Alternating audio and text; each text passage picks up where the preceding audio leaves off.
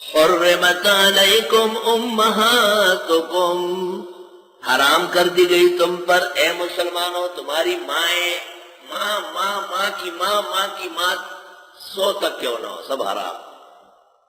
وبناتکم، اور تمہاری بیٹیاں، لا الہ الا اللہ، تو نواسی نیچے تک۔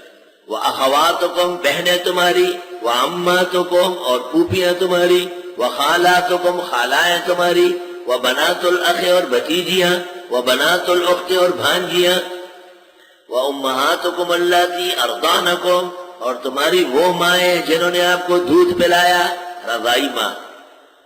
وَأَخَوَاتُكُم مِّنَ الرَّضَاعِ، اور بہنیں تمہاری رضائی، وَأُمَّهَاتُ نِسَائِكُمْ، اور مائیں تمہاری بیویوں کی، یعنی سسیاں۔ وَرَبَائِبُكُمُ اللَّاتِي فِي حُجُورِكُمْ، اور وہ پرورش پانے والی لڑکیاں جو تمہاری گود میں رہی۔ ربائب ربیبہ کی جمع ہے، ربیبہ پرکٹی، کیا مطلب ہے؟ یعنی تمہاری بیوی کے ساتھ پہلے خاون کی بچی آئی، اس کو ربیبہ کہتے ہیں، محتاج تربیت۔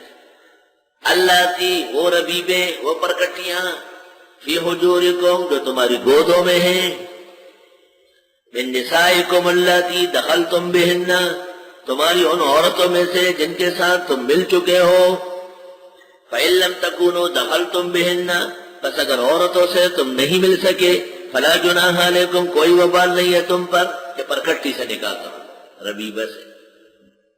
وحلائل ابنائکم، اور بہویں، یہ دلہن ہے تمہارے بیٹوں کی، جس کو کہتے ہیں بہو۔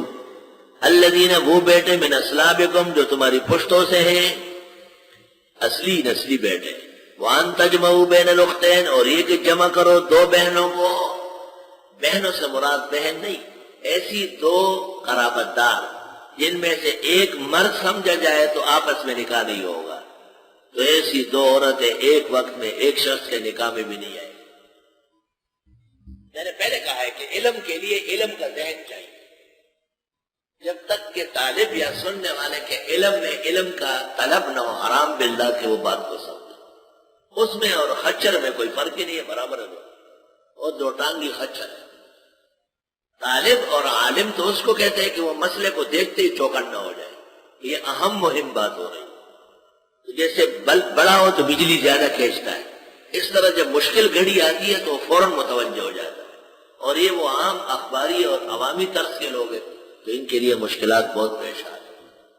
عوام اور اخباری طرز کے لوگ قرآن پاک نہیں سیکھ سکتے، ان کے لیے ناممکن ہے۔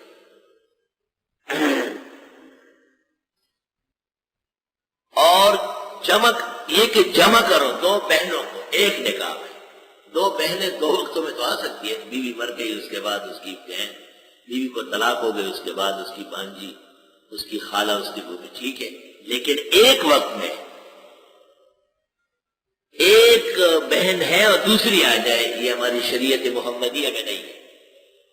اسی طرح ایک بانجی ہے تو اس کی خالہ نہیں آ سکتی، خالہ ہے تو اس کی بانجی نہیں آ سکتی، پھوپھی ہے تو اس کی بھتیجی نہیں آ سکتی، بھتیجی ہے تو اس کی پھوپھی نہیں آ سکتی۔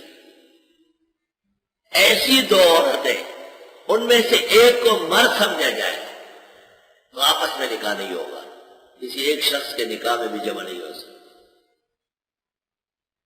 اور یہ کہ جمع کرو دو بہنوں کو ایک وقت میں، الا ما قد سلف، مگر جو پہلے گزرا ہے سو گزرا ہے۔ ان اللہ کان غفورا رحیما، بے شک اللہ بخشنے والا رحم والا ہے۔